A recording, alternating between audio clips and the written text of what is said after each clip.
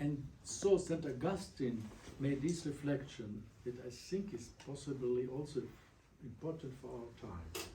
St. Augustine, in the end of the 4th century, he wrote it. Often divine providence permits that even good people, good men, are excluded, excommunicated in the church. Interesting.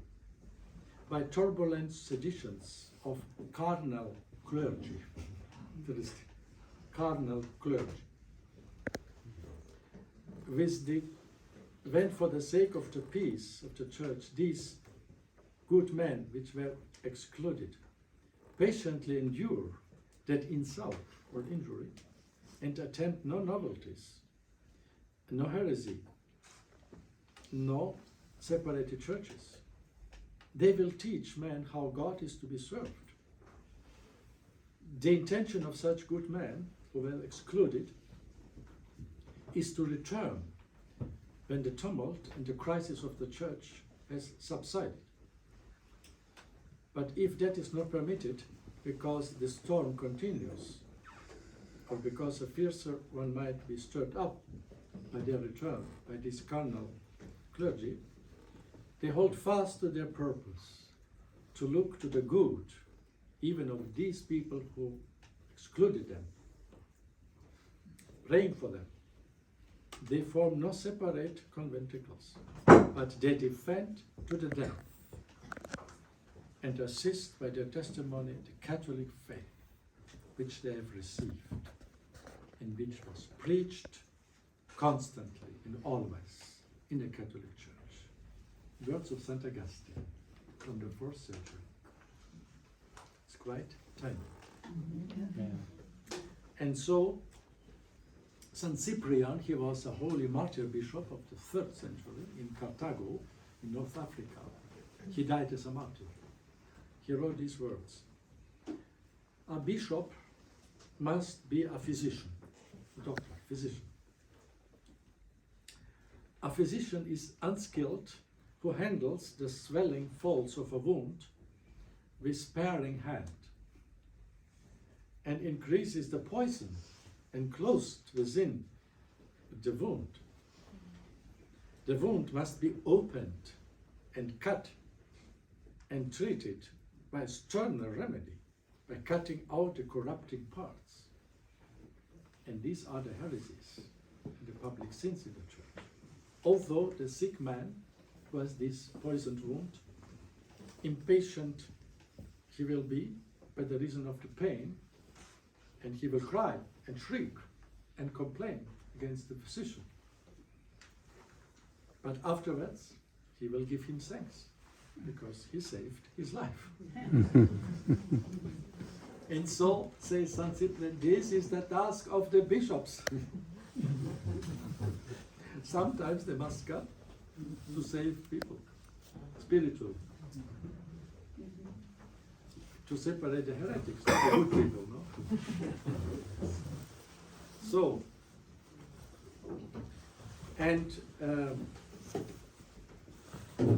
St. John Henry Newman, he spoke in his famous Biglietto speech in 1879, when he became a cardinal.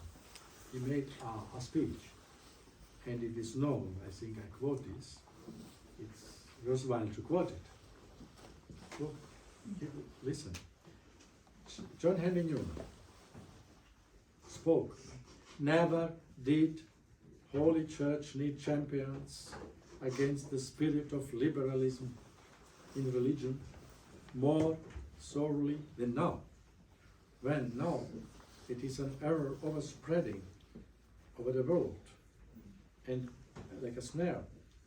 And on this great occasion, when it is natural for one who is in my place, he became cardinal, to look upon the future, I hope it will be not considered out of place if I renew my protest against the spirit of liberalism in religion, which I have made so often. liberalism, religion, is the doctrine that there is no positive truth in religion, but that one creed is good as another. Yes, says John Henry Newman said. This is liberalism, that one creed is good as another. And this is the teaching which is gaining substance and force daily, 1879. It is inconsistent with any recognition of any religion. It teaches, this liberalism, that revealed truth of God is not truth, but only a sentiment, a taste, emotion, not an objective fact. And it is the right of each individual to make it say just what strikes his fancy. Devotion is not necessarily founded on faith, on truth. Man may go to Protestant churches and to Catholic, may get good from both and belong to neither. So St. John Henry Newman. And therefore, we have to keep the faith.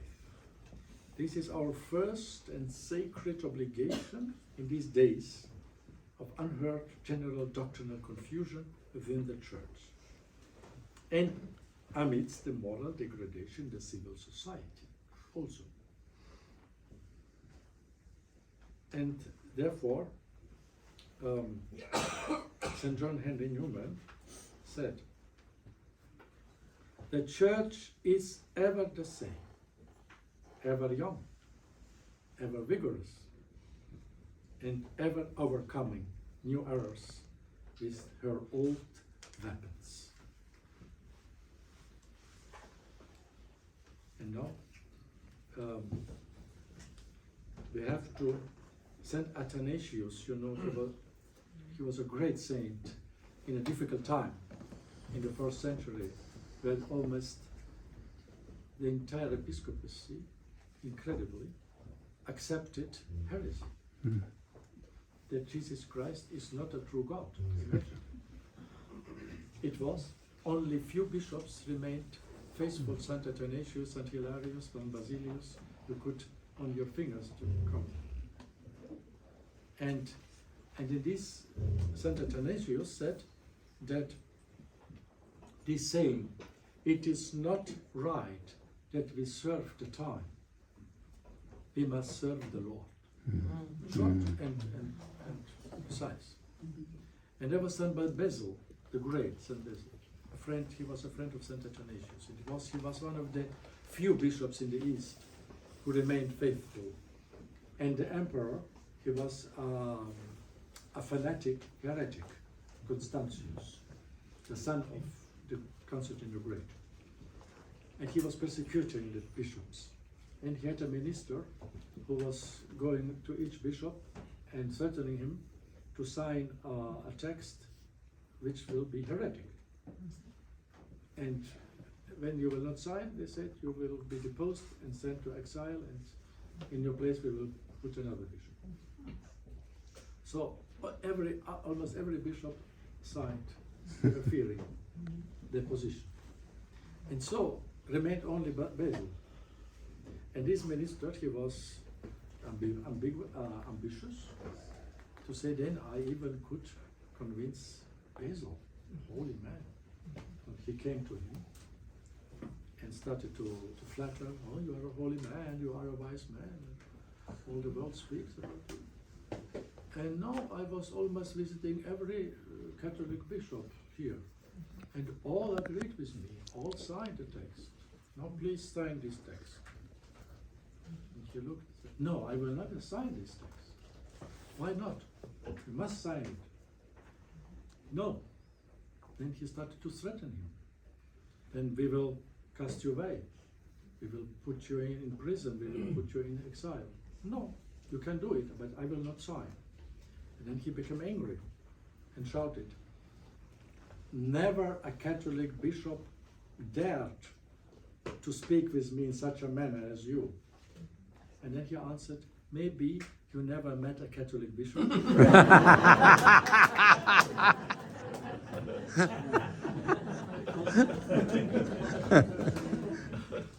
This was St. Basil. And so now, to conclude, with John Henry Newman, he said, it is no new thing than with the church in a time of confusion, when offenses abound and the enemy is at her gates, that her children, far from being dismayed, or rather glorying in the danger, as vigorous men exult in trials. This is nothing new. This was always. I say that they should go forth to do the work of the church. For we have upon us the omens, the tradition of so many saints, of the victories of the faith. We are confident, zealous, and unyielding, because we are the heirs of the apostles, St. Peter, and all other holy and faithful men, who in their day, by word, by deed, by prayer, have promoted the Catholic faith. We share in their merits, in their intercessions, and we speak their language and voice in the faith. There is nothing of special courage, nothing of personal magnanimity in a Catholic's making light of the world and beginning to preach to it, though it turns its face from him, the world. The Catholic knows the nature and habits of the world, and it is his immemorial way of dealing with it. The Catholic does by act according to his vocation. He would not be a Catholic did he act otherwise. The Catholic knows whose vessel he has entered. It is the bark of Peter, that boat in which Christ once sat and preached. We have not chosen it to have fear about it, about our faith. We are of those who measure the present by the past. We act according to our name, Catholics. Catholics are at home in every time and place, in every state of society, in every class of the community, in every stage of culture. No state of things comes amiss to a Catholic priest even. A Catholic priest has always a work to do and a harvest to reap. So St. John Henry Newman. So, my dear brothers and sisters, let us keep the faith, the Catholic faith. Unite beneath the banner of Christ the King. Thank you for your attention.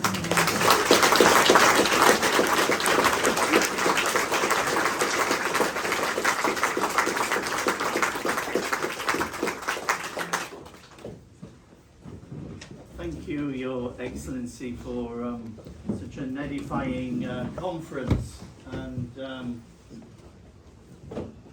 before we leave, I think Adrian O'Donovan would just like to say a few words, and then we can go and enjoy some refreshments. So, Adrian, thank you.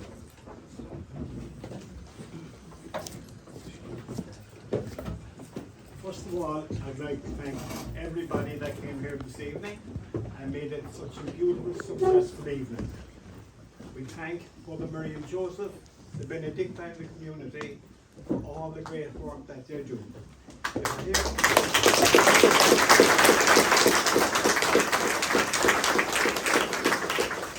They're here praying for us 24 hours around the clock. And we can only say how great we are privileged here in Cobh to have the Benedictine community here with us.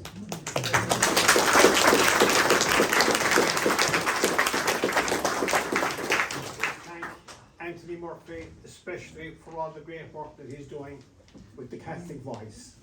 But behind every man, there's a good woman. And I know that. And that good woman, she's been with me sitting alongside me. She's over there now tonight. And that's Kim. And Kim has been on the phone to me and texting and emailing and everything for the last long time now, we know each other a long time. So we said absolutely, they're a marvellous team. And for anybody that hasn't got the Catholic Voice magazine, they should go and get it. It's absolutely fantastic. So we thank